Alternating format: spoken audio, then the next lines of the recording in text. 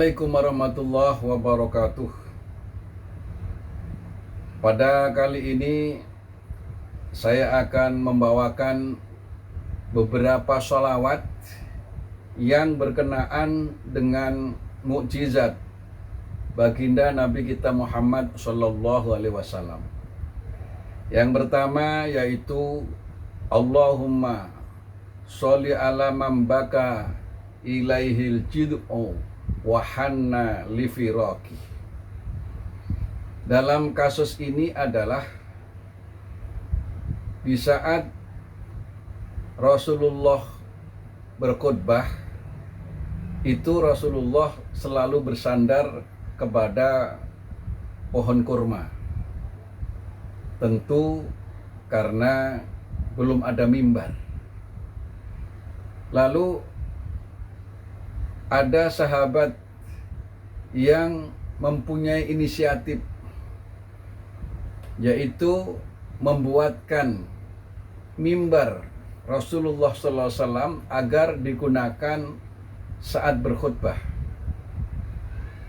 Kemudian diterimalah oleh baginda Nabi kita Muhammad SAW. Akhirnya Rasulullah berkhutbah, yaitu menaiki mimbar yang telah dibikin oleh sahabat, sehingga Rasulullah tidak lagi bersandar kepada pohon kurma. Nah, pada saat pertama kali pohon kurma itu tidak dibuat sandaran oleh baginda Nabi kita Muhammad SAW, maka pohon kurma itu menangis, baka. Dan tangisan pohon kurma itu didengar oleh para sahabat di sekelilingnya.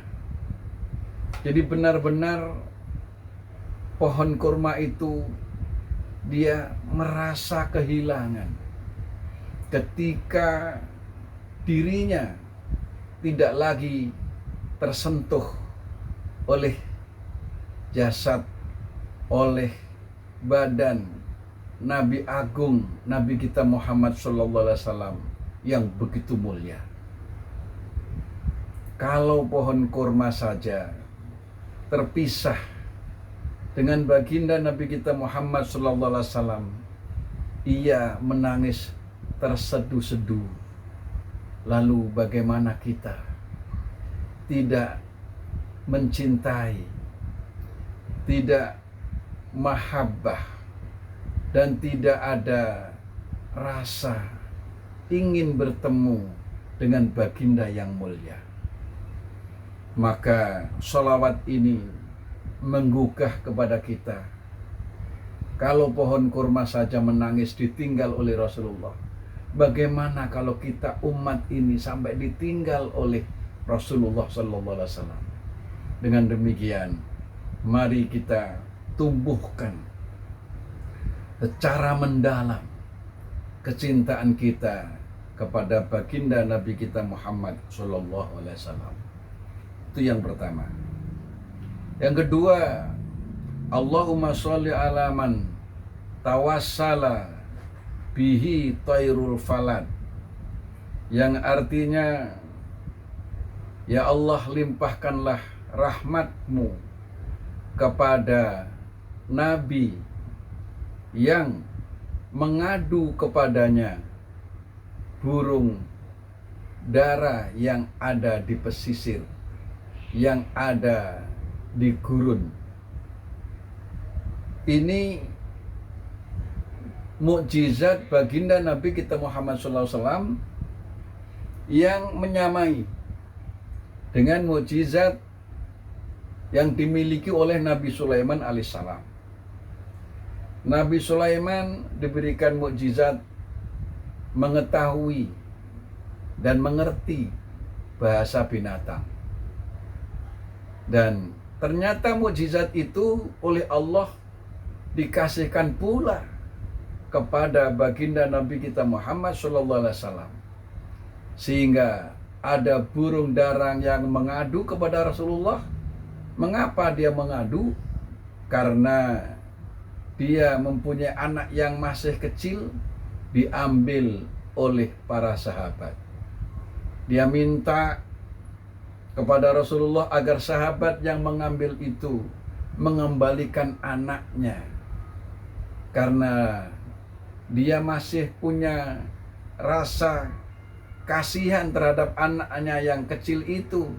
Apabila nanti sahabat yang mengambil tidak bisa merawatnya, sehingga aduan itu pun diterima oleh baginda Nabi kita Muhammad SAW, yang akhirnya anak burung dara itu dikembalikan ke sarangnya.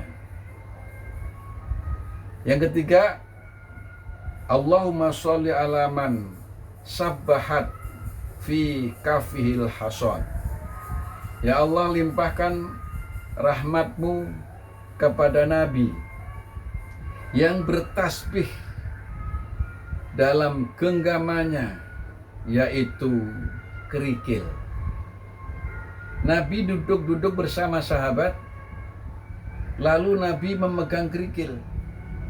Ketika kerikil itu, batu kecil itu dipegang oleh tangan agung Nabi kita Muhammad sallallahu alaihi wasallam, spontan kerikil itu bertasbih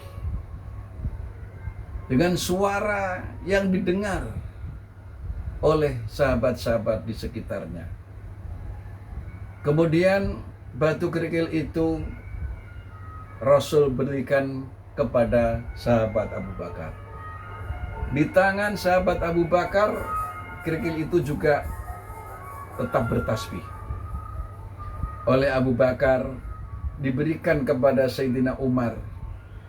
Di tangan Sayyidina Umar, kerikil itu pun tetap bertasbih.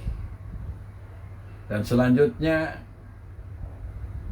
Sayyidina Umar memberikan kerikil itu kepada Sayyidina Utsman, dan seterusnya kerikil itu masih terus bertasbih.